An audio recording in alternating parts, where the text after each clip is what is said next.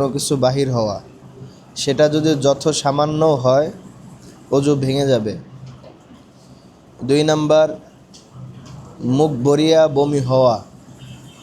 মুখ ভরিয়া বমি হওয়া, এই যেহেতু এখন রমজান মাস, এটার পাশাপাশি মাসালা যে কেউ যদি ইচ্ছাকৃতভাবে বমি আসছে, এরা মুখ ভরিয়া বমি করছে, মানে বমি আটকায় রাখছে, মুখ ভরে রাখছে, রোজা ভেঙে যাবে। আর যদি সামান্য বমি করে যদি ওইটা আবার খেয়ে ফেলে, রোজা ভেঙে যাবে। 3 নাম্বার, শরীরে ক্ষতস্থান হইতে রক্ত, পুজ বা পানি বাহির হইয়া গড়াইয়া পড়া। 4 নাম্বার, থুতুর সঙ্গে রক্তের ভাগ সমান বা বেশি হওয়া। অজু ভেঙে যাবে। ঠিক রোজাটাও এরকম, যে যদি এরকম দাঁত দিয়ে রক্ত বের হয়, এটা যদি থুতুর থেকে পরিমাণ বেশি হয়, রোজা ভেঙে যাবে। 5 নাম্বার, চিত বা কাত হইয়া। আবার রোজা যখন ভাঙে, ওই দিন আমি প্রথম দিন বুঝাইছিলাম, কাজা একটা কাফারা একটা। কাজা একটা জিনিস, কাফারা আরেক জিনিস। কাজা হচ্ছে আপনার একটা রোজা ভেঙে গেছে, রোজা ভাঙার যেই কারণগুলো, একটা রোজা ভেঙে গেছে, একটা রোজাই কাজা করতে হবে। আর কেউ যদি রোজা ভেঙে ফেলে, রোজা রাখলো, রোজা ভেঙে ফেললো, তার জন্য 60টি রোজা কাফারা করতে হবে। কয়টা? 60টা। তাও যে 60টা রোজা সারা মানে 1 বছর ধরে রাখবে এরকম না, একটানা 60টা রোজা রাখতে হবে। যদি এর বিরামহীনভাবে যদি একটা মিস্টেক হয়, আবার রোজা রাখতে হবে একটানা। হ্যাঁ, সেটাও আছে, কিন্তু দিয়ে দিতে হবে। যা হোক, এরপরে 5 নাম্বার, চিত বা কাত হইয়া হেলান দিয়া ঘুম যাওয়া। চিত বা কাত হইয়া হেলান দিয়া ঘুম যাওয়া। এখন অনেকে হেলান দিয়া বলতে বোঝায় যে শুধুমাত্র দেওয়ালের সাথে ঠেস দিলে, এরকম না। অনেকে আছে শরীরের ভর নিজের শরীরের উপরে ছাইড়া দিয়া ঘুমায় পড়ে। যেমন আসন দিয়া বসে আছে, আসন দেওয়া অবস্থায় 2 কোণে হাঁটুর উপরে লাগায় একটা ভর ছেড়ে দিছে, ছেড়ে এই অবস্থায় ঘুমায় গেছে, অর্থাৎ তার শরীরের ভর পুরাটা ছেড়ে দিছে হাঁটুর উপরে। এটাও একটা হেলান। হাতের উপরে ভর দিয়া একভাবে একদিকে সে ঘুমায় গেছে, অজু ভেঙে যাবে। পাগল, মাতালো, অচেতন হওয়া, নামাজে উচ্চস্বরে হাসা, এই কয়েকটা কারণে অজু ভেঙে যাবে, পুনরায় অজু করতে হবে। আচ্ছা, কালকে আমরা কিছুটা আইডিয়া নিছিলাম মুরাক্কাব। মুরাক্কাব অর্থ কি বলেন তো সবাই? হ্যাঁ, যুক্ত করে পড়া। ডানের হরফকে বামের হরফের সাথে মিলায় লেখাকে কি বলে? মুরাক্কাব বলে। ডানের হরফকে বামের হরফের সাথে মিলিয়ে লেখাকে মুরাক্কাব বলে।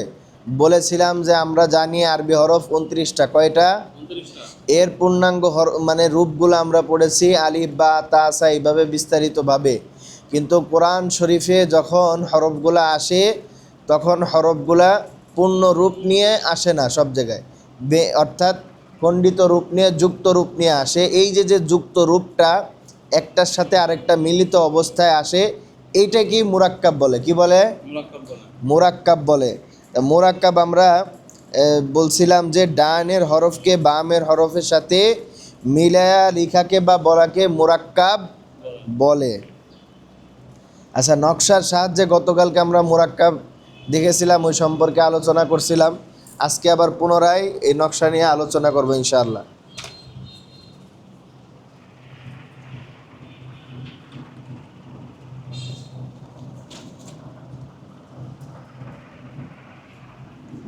একটু খেয়াল করি সবাই।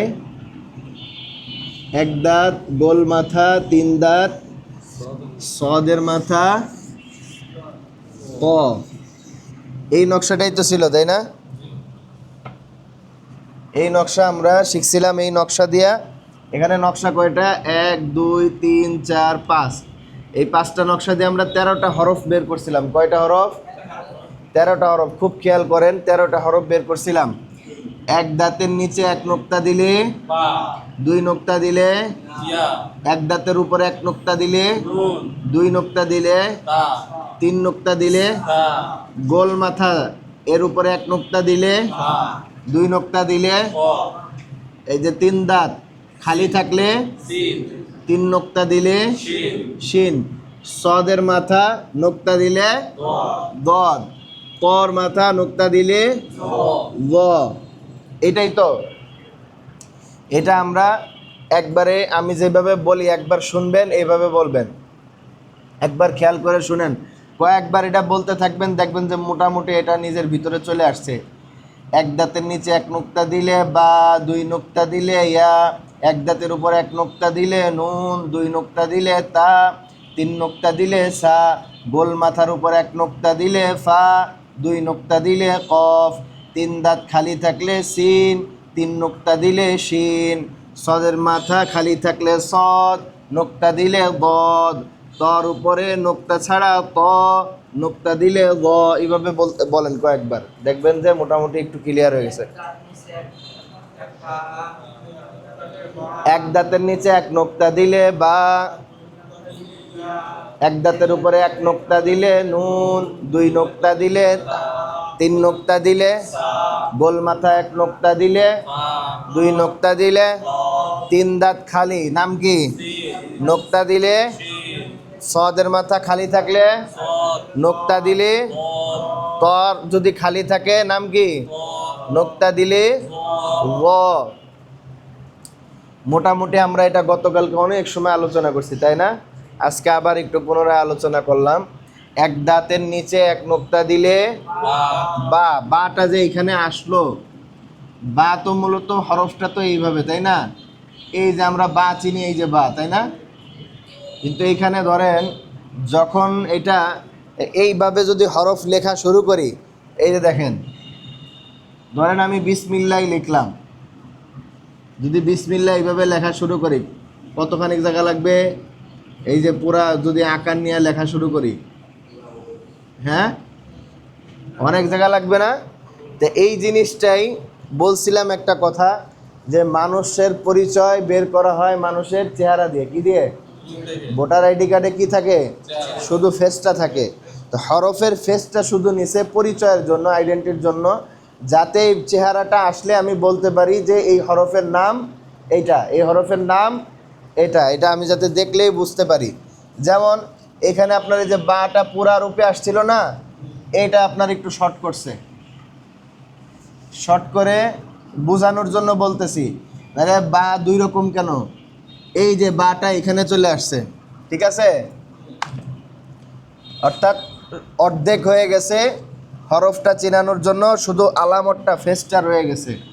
এই দেখেন, দাঁত ঠিক আছে, দাঁত কি এক দাঁত ঠিক আছে, নোকটাও ঠিক আছে, শুধুমাত্র দাঁতের নিচে চলে গেছে, যেহেতু আমার এখানে এত জায়গা নেওয়া যাবে না।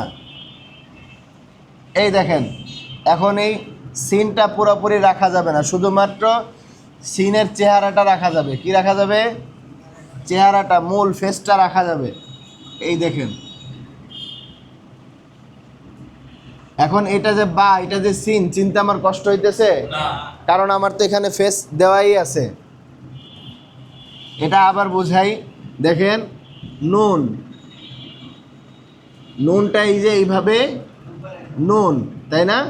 কিন্তু যখন আমি এটা যুক্ত করলাম, আমার এই দাঁতটা ঠিক থাকবে, শুধু নুক্তাটা এখানে দাঁতের উপরে চলে যাবে। নাম কি? নুন। এই তা যখন লিখবো, তা তো লিখতাম এইভাবে, বা তা পড়তাম এইভাবে, পুরা হরফ চিনি তা এইভাবে। কিন্তু যখন আমার এই যে শব্দে একটার সাথে একটা হরফ মিলবে, তখন তার রূপটা কিভাবে হবে? এক দাঁতের উপরে দুই নুক্তা, নাম কি? এটাও তা, এটাও তা, একই রকম। দেখেন, সার উপরে কয় নুক্তা? এই এক দাঁতের উপরে তিনটা নুক্তা দিলে নাম কি? সা। এক দাঁতের নিচে দুই নুক্তা দিলে ইয়া। বুঝতে পারছি? এখন একটু ক্লিয়ার হয়েছে? এরপরে এই যে গোল মাথা, মাথাটা যে গোল, এটা কি বুঝতে অসুবিধা হয়? মাথাটা কি একটু গোল, এই গোল মাথার উপরে এক নুক্তা দিলে ফা। ফা যখন আমরা জানি, ফা এই যে এইভাবে ছিল, তাই না? ফা পুরো হরফটা এইভাবে ছিল না? এখন আমরা শুধু ফার চেহারাটা উঠাই নিয়ে আসছি। কি নিয়ে আসছি? মুখ, মাথাটা উঠাই নিয়ে আসছি, যাতে আমরা চিনতে পারি। এই পুরো এতটুক তো এখন লেখা যাবে না, এটা তো অনেক জায়গা লাগবে। যদি কোরআন শরীফ এইভাবে পূর্ণাঙ্গ হরফ দিয়ে যদি লেখে, তাহলে কোরআন শরীফ আরেকটা লাগবে এর সাথে, তাই না? একটা হবে না। কি নিয়ে আসছে? শুধু মাথাটা, ফেসটা নিয়ে আসছে। যদি এখানে গোল মাথার উপরে আরেকটা নুক্তা দেই, নাম কি? কফ। আচ্ছা, এরপরে দেখেন, সিন তো জানি যে 3টা দাঁত। কয়টা দাঁত? 3 দাঁতের ওয়ালা হরফ কি আর আছে? আছে? নাই। সিন আর নুক্তা দিলে শিন। আচ্ছা, এই যে আমি দেখেন এখানে লিখলাম সদের মাথা। কিসের মাথা? সদের মাথা। অনেকটা বেলুনের মতো দেখতে, তাই না? এই একই রকম সদটা যদি আমি পূর্ণাঙ্গভাবে লিখতাম, এইভাবে লিখতাম, তাই না? এখানে আমি শুধুমাত্র সদের মাথাটা নিয়ে আসছি। কি আনছি? সদের মাথাটা নিয়ে আসছি।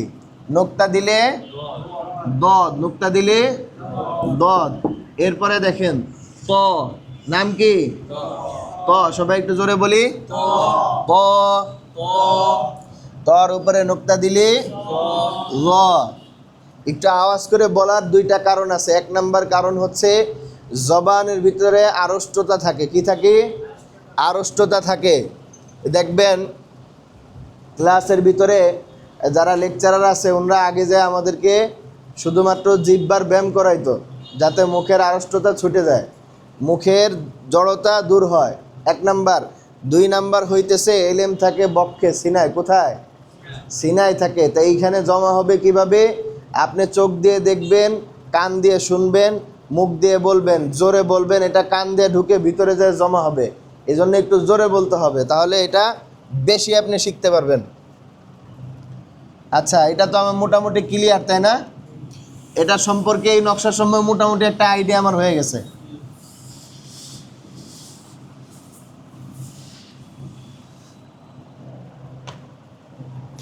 এরপরের নকশাটা একটু দেখি।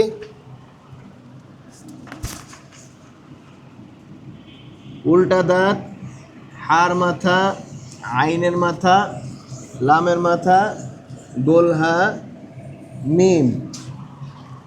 দেখেন খেয়াল করে, আগে আমরা প্রথমে দাগটা দেখছিলাম এইভাবে সোজা, তাই না? এখন দাগটা একটু উপরের দিকে না? মনে হচ্ছে উপর পাটির থেকে নিচের দিকে নামছে। দাঁত 2 পাটি না, একটা হলো নিচের থেকে আরেকটা উপর থেকে। এতক্ষণ আমরা মনে করেন নিচের পাটির দাঁত দিয়ে আমরা দাঁত চিনছি, এটা হলো উপর থেকে। কোন দিক থেকে? উপর থেকে। এটাকে দাঁত বোঝা যায়? একটা দাঁতের মতো মনে হয় না? দাঁত বোঝা যায়? দাঁত আমরা প্রথমে দেখলাম নিচ থেকে উপরে উঠতেছে, আর এটা উপর থেকে নিচে নামতেছে। এটাও কি একটা দাঁত? কি দাঁত? কয়টা দাঁত? একটা দাঁত। এই যে আমার এই এক দাঁতের যেই কাজকর্ম ছিল, যেই পরিচয়গুলো ছিল, এইখানেও ঠিক তদ্রুপ একই, কোনো ব্যতিক্রম হবে না। এই এক দাঁতের নিচে 1 নুক্তা দিলে নাম কি?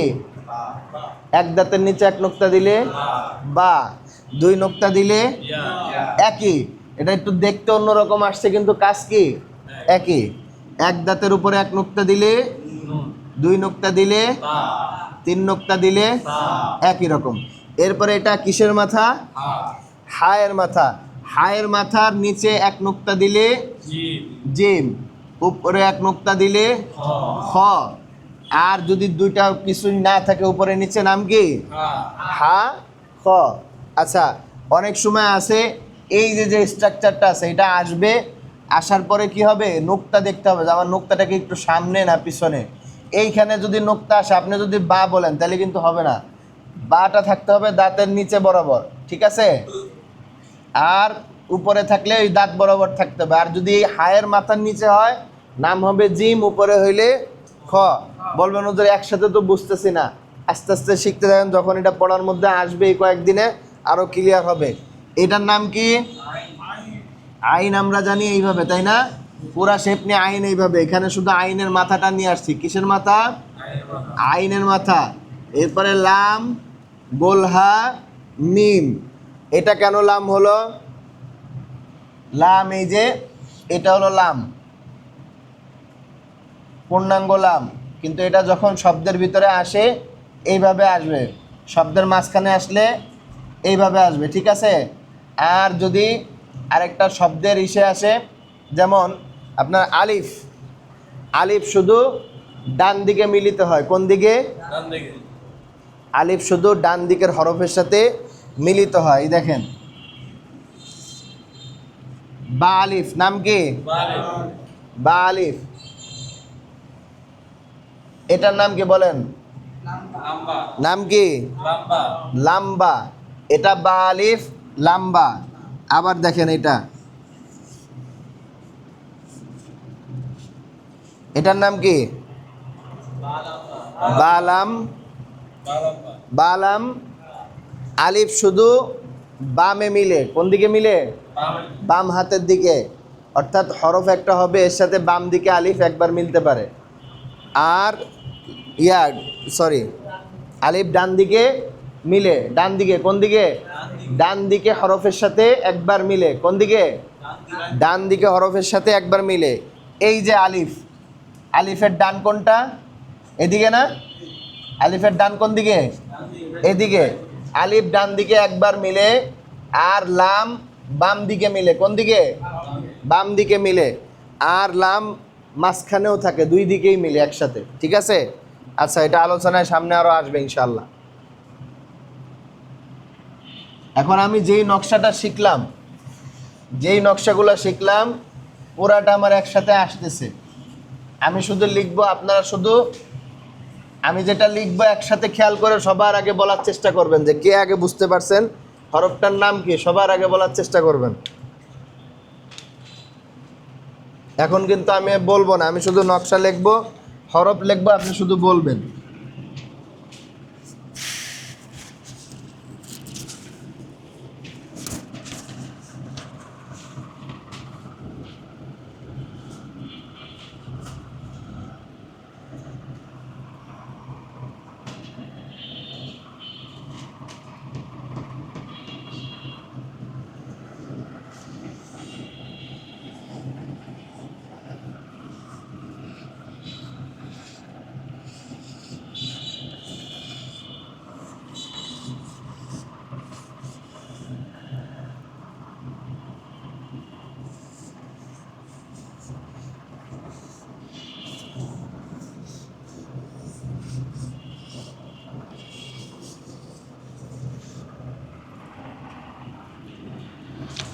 দেখেন, খেয়াল করেন, এক দাঁতের নিচে এক নোক্তা,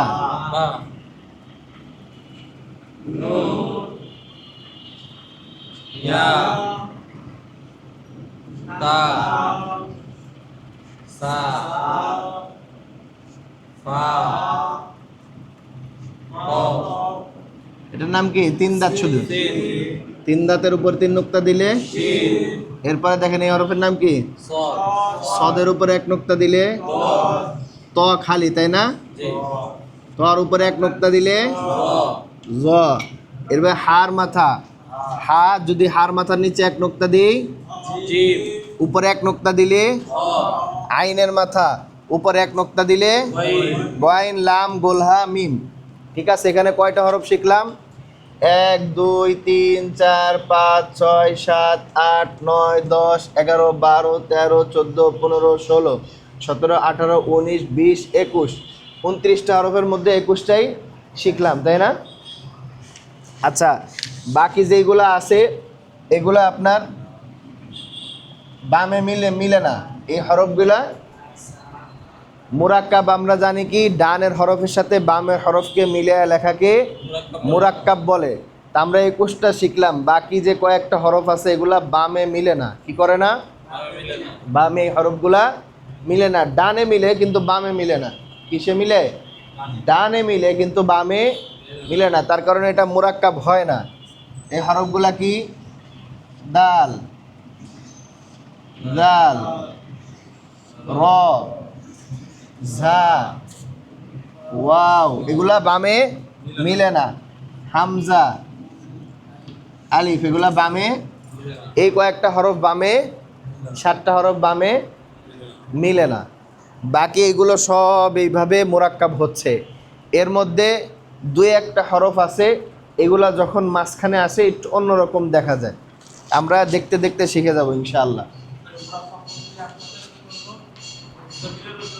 শুধু মিলানো না, মুরাক্কাব হলো ডানের হরফকে বামের হরফের সাথে মিলা লেখাকে মুরাক্কাব বলে। ডানের হরফকে বামের হরফ, অর্থাৎ দুইটা হরফের সাথে মিল হইতে হবে। ডানের হরফকে বামের হরফের সাথে মিল থাকতে হবে। হ্যাঁ, এই যেগুলো মুরাক্কাব হয়েছে এগুলা কিন্তু বামে মিলে না। এটার সাথে দালের সাথে যদি আমি এটা আলিফ দিয়ে দিই জায়গায়, এটা তো বলবেন যে নুল আলিফ হয়ে গেছে, এটা তো আর জাল থাকবে না। ঠিক আছে, মূল মূল কথা হচ্ছে বাংলায় কিছু যুক্ত বর্ণ আছে না? হ্যাঁ, ময় ময়, তারপরে তারপরে কয় কয়, এরকম আছে না? একটা হরফের সাথে একটা কি মিলা যায়। তো এইটা হলো এই হরফের সাথে হরফ মিলতেছে, একসাথে পড়া যাইতেছে। আর এটা ডিস্টেন্স না, আলাদা না। ডানের হরফকে বামের হরফের সাথে মিলিয়ে লেখাকে মুরাক্কাব বলে, অর্থাৎ একটা হরফ আরেকটার সাথে সংযুক্ত হচ্ছে। আমি প্রথমে আপনাদেরকে বুঝিয়েছি। দেখেন, প্রথমে বলছিলাম যে দেখেন এই যে বিসমিল্লাহ, আমি এই যে বিসমিল্লাহ লিখলাম,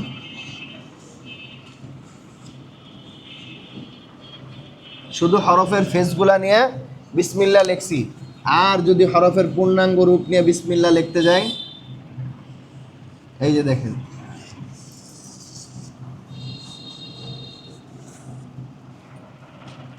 এই হলো বিসমিল্লাহ, মানে পুরা হরফ নিয়ে বিসমিল্লাহ এইভাবে লিখলাম। আর এটা হলো এই যে মুরাক্কাব, যেইভাবে আমরা এতক্ষণ শিখলাম, এইভাবে যেইভাবে কোরআন শরীফে আসবে সব জায়গায়, ঠিক এইভাবে আমরা শিখলাম। শুধুমাত্র হরফের মূল চেহারাগুলোর আবির্ভাব ঘটবে, হরফের মূল আকৃতি যেটা দেখলে হরফকে চিহ্নিত করা যায় যে এটাই হরফ। ঠিক আছে, সালাম সালাম, আমি ক্লাস নিচ্ছি, একটু পরে আপনার ফোন দিতেছি। সালাম।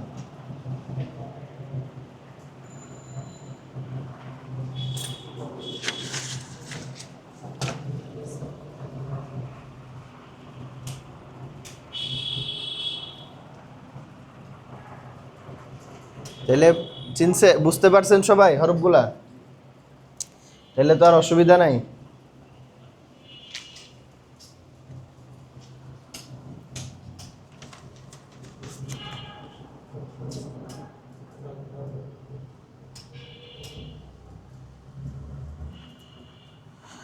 আচ্ছা, এরপরের শীটটা উল্টান।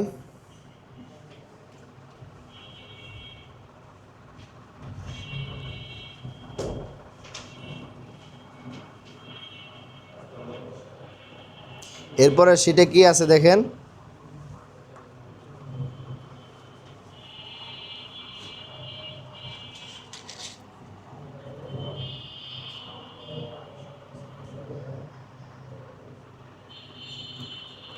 এরপরে শীটে কি আছে?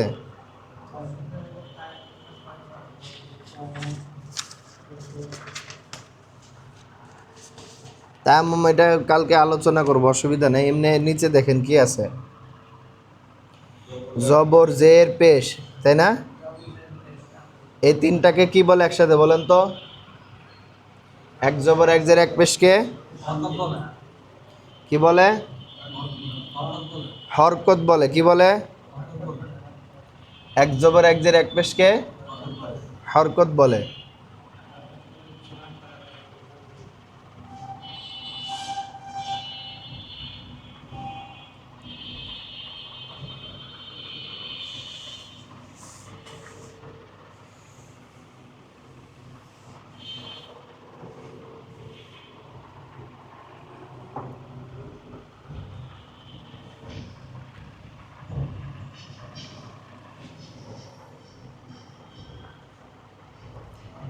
হরকতের উচ্চারণ কি করে পড়তে হয়?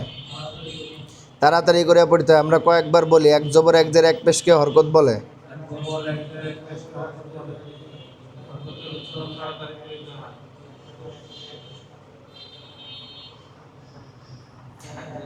এক জবর এক জের এক পেশকে হরকত বলে। হরকতের উচ্চারণ তাড়াতাড়ি করিয়া পড়িতে হয়। হরকতের উচ্চারণ তাড়াতাড়ি করিয়া পড়িতে হয়। যেমন হামজা জবর আ, বা জবর বা, তা জবর টান হবে? না। হামজা জবর আ, হামজা জবর আ, হামজা জবর আ, হামজা জবর আ, বা জবর বা, বা জবর বা, তা জবর তা, তা জবর তা, সা জবর সা। সা জবর সা। এইভাবে দ্রুততার সহিত পড়তে হবে এই হরকতগুলো।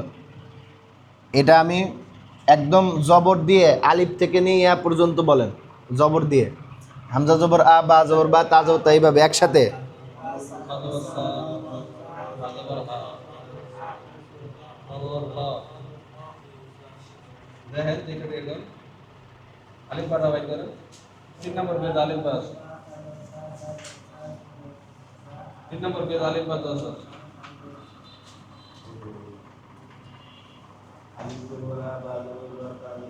হামজা জবর আ আলিফ বাস করে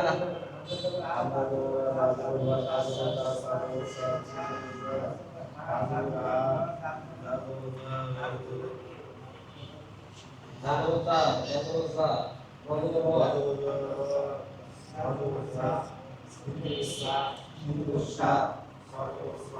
ওয়া জবর হ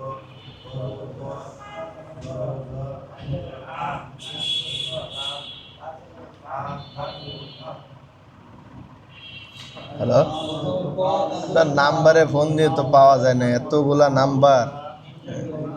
আপনার হোয়াটসঅ্যাপে একটা নাম্বার দিছি, গার্জিয়ান সকালের তেমন কয়েকবার ফোন দিছে যে নুরানির নতুন ছাত্র ভর্তি হয়েছে, কী জানি নাম, একটু ফোন দিয়ে কথা বলাই দেন। নাম মনে নেই, সৌরভ না, ওই যে চোখ বড় বড়, ওই যে ওর আব্বা দাড়িওয়ালা, এই যে সে কাজ করে, ওর কথা বলাই দেন।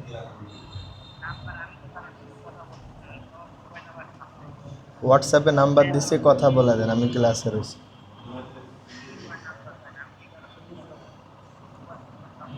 তা ফোন দিয়ে ঢুকতেছে, ফোন ধরেন না, কথা বলাই দেন, এখনই ডাক দিয়ে কথা বলাই দেন।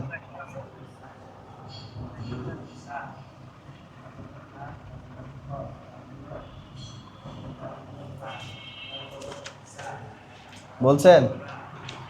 তারপরে এই একই রকম প্যাটার্নে এই হরফগুলোর উচ্চারণগুলা কোন দিকে যাচ্ছে, কোন দিকে যাবে, এগুলা বিস্তারিত আলোচনা করব। যেমন, যেহেতু আমাদের সময় খুব সংক্ষেপ, এই রমাদানের কয়েকটা দিনই বৈশা যত দ্রুত শেখা যায়।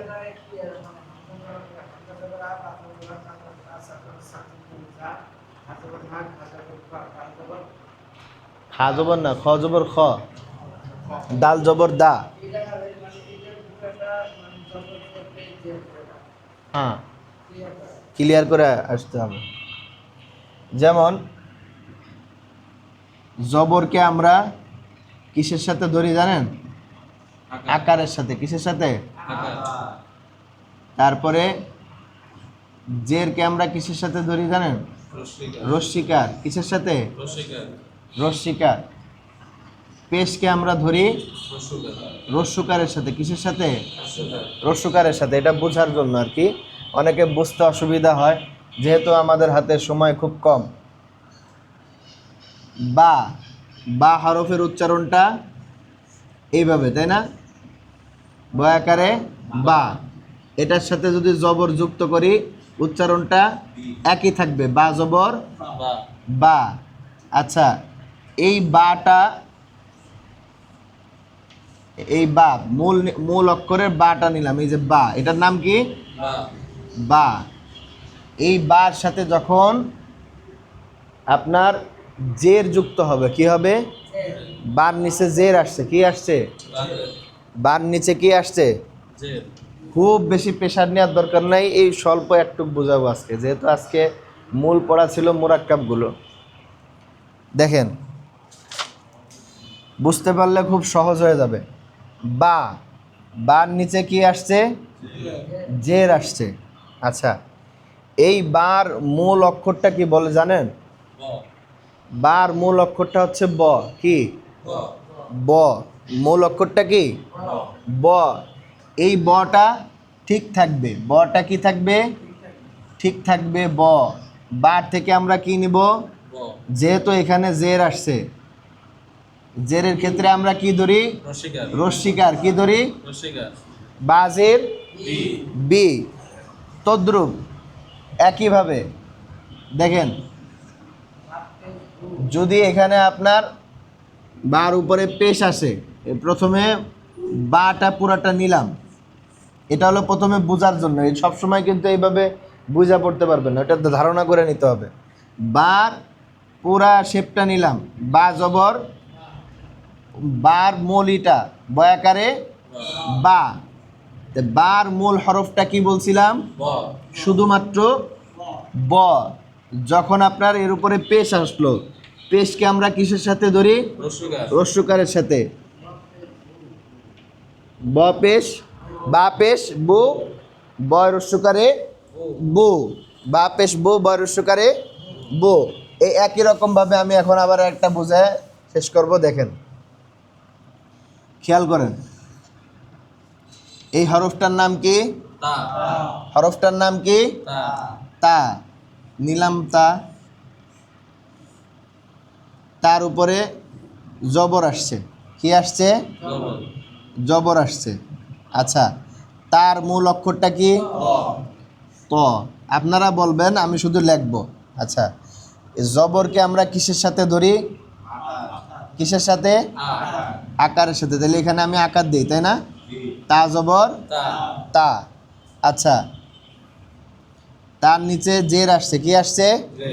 জের আসছে। তাটা আমি এখানে আগে লিখে নিলাম। হরফের নাম কি? তা। কি তা? হরফের নাম তা। আচ্ছা, এখন যেহেতু এটার নিচে যখনই উপরে জবর জের পেশ আসবে, তখনই হরফটা মূল অবস্থায় ফিরে যাবে। কিসে? মূল অবস্থায় ফিরে যাবে। তার মূল কি? তার মূল কি? শুধুমাত্র তটাই এর মূল পরিচয়। তার মূল কি? ত। এ ত যখন জের আসছে, কি আসছে? জের আসছে, জেরের সাথে আমরা কি ধরি? রস্যিকার। কি ধরি? তয় রস্যিকারে, তয় রস্যিকারে তি। এই একই রকমভাবে প্যাটার্নে আপনি 29টা হরফ পড়তে পারবেন ইনশাআল্লাহ। শুধু একটু খেয়াল করেন। এরপরে দেখেন, তার উপরে কি আসছে? পেশ আসছে। কি আসছে? পেশ আসছে। তাইলে আমরা আগে তা মূল অক্ষরটা নিয়ে নিই। তার মূলটা কি? ত। এখানে কি আসছে? পেশ। পেশকে আমরা কিসের সাথে ধরি?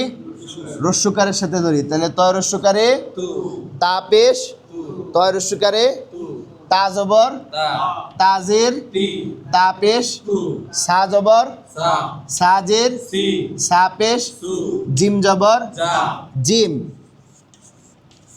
সংক্ষেপে দেখাই, এই যে যে জিম লেখলাম, এর মূল অক্ষরটা কি? মূল অক্ষরটা কি? জ। বর্গজ জ, শুধুমাত্র বর্গজ জ এটার মূল অক্ষর। জিম জবর জিম জের জিম পেশ জু। বেশি বললে মাথার উপর যাবে, এতটুক থাক। কালকে আবার এইটাই, এটা হলো আগামীকালকে এটা পড়াবো। আজকে একটু জানান দিয়ে রাখলাম। কি দিলাম? জানান দিলাম। এটা আগামীকালকে এটা ক্লাস হবে ইনশাআল্লাহ। ঠিক আছে?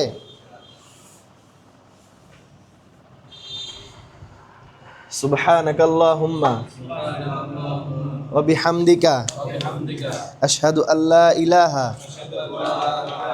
ইল্লা আনতা আস্তাগফিরুকা ওয়া আতুবু ইলাইক।